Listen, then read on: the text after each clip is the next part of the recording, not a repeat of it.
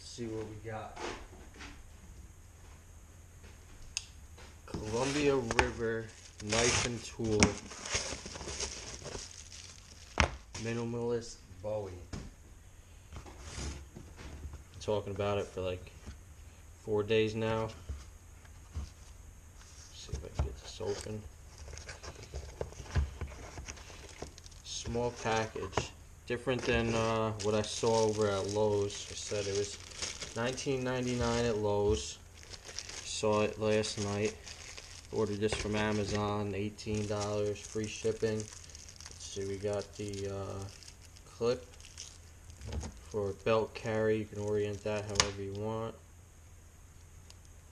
Let's just make it a neck knife, wraps all over. Let's see if we can undo that. Folds out. You can make it longer, shorter. This isn't paracord, this is just nylon cord with an inner strand. So you only have 2 strands if you were to cut this and pull the inside out, which is what it is. I mean, paid $18 for the knife. Can't get too mad about the cord. Got the little box weaved back end. Let's see. Comes out nice. Fits nice in the hand, really does. First thought.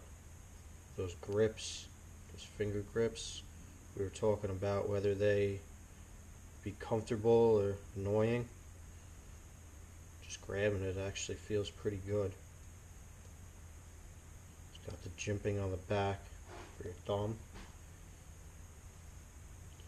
Cord is good, I suppose, for your pinky, for that extra little leverage, but I don't see using this as much of a strong, not gonna chop with it. It's like a little slicing knife, so I might cut that off. I mean, it's more of a delicate, seems relatively sharp. Let's grab this out. Harbor Freight magazine came today along with the knife, so let's do the paper shredding test. Just cut very low through paper. Sharp enough to do that. That's the knife test that everyone has to do, right? And Harbor Freight pages are very thin. If I'm going to do it, I'd rather do it on a real thin page. See on the cover, anything can cut a thick, nice glossy page. Anything can really tear through that. It's got some weight to it, but thin magazine page or paper, it's lighter than, say, computer paper. It does cut pretty well on that. See if I have a band laying around anywhere. Give it my test. See if I can find a rubber band. I'll be right back. Alright, we're back. Got a rubber band here. See if you can see that camera. This is how I test sharpness on blades. I like to do this on my broadheads. Explain in a minute. I don't know if you can see that. It's really flexing the rubber band before it popped. It did pop, but not as sharp as it could be. Well, again, for $18 shipped, could put a better edge on it.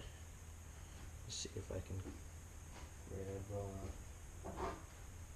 This is what I usually carry in my pocket, just a SOG twitch.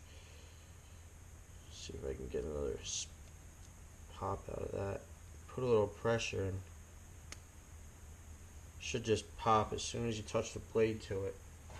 Now what that is, I do that with all my broadheads when I'm hunting, because you gotta figure,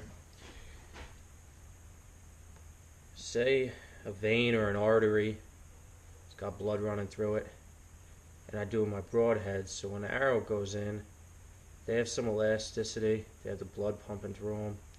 You want that, here, use this, you want that blade to hit and to immediately cut it, slice it, as opposed to pushing it out of the way and sliding around it. dull blade will actually slide around a vein or an artery without cutting it, which is bad if you're bow hunting. So very, very sharp blade will pop an elastic band. That's equivalent in my mind to vein or artery. So that's how I like to test my stuff, other than just the normal ways. I mean, you can go ahead and try and shave some hair. My arm, why not?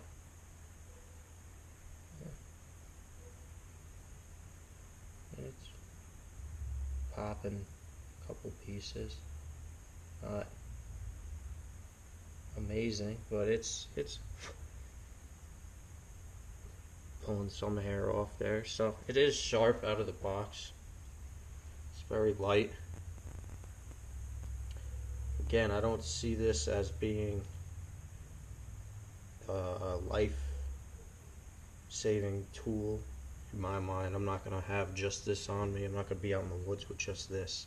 I'm going to have a bigger camping knife. If I'm camping, if I'm hunting, I'm going to have my hunting knife. If I'm stranded and I have this and I leave my truck, I have other knives in my truck, other stuff in my bag.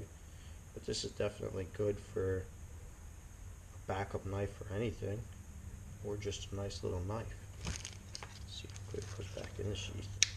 Snaps in there pretty good, positive lock. It's not falling out, that's definite. I mean, you can really whip this thing around and it's not gonna fly out of there. It's nice for what it is. I mean, I suppose you can wear it as a neck knife like it's intended. I'm gonna have to flip it, but I'm thinking maybe fishing. It's nice tucked in the shirt, or neck knife, carrying it fishing. And you know what, if I gotta cut my line or tie a knot and cut a line, this is easy to pull out and do that. If I'm gonna gut a fish, seems like it'll be pretty good size. I mean, in a pinch, I can see using it to skin a squirrel, small game, rabbit. It'll work. I would use it to gut a deer. It is big enough to gut a deer, but small enough that I would actually like it. I like smaller knives. It's actually not a bad grip right there with those finger grooves. But then a finger up top for very fine work. If you're reaching up in the chest cavity of a deer to cut the esophagus, you don't want to not know where your other hand is in relationship to your knife point. So if you're reaching up to cut that esophagus, you can run this, use your finger as a guide and run this right up and get that esophagus cut. I mean, you're not splitting bone with it, but you can peel back the skin really nice. It's definitely sharp enough out of the box, especially if you take something and put a better edge on it, which I might, who knows, see if I'm feeling up to it. But overall, for you guys that were thinking about it, hey, 20 bucks. I spent 20 bucks on beer, so why not? Thanks.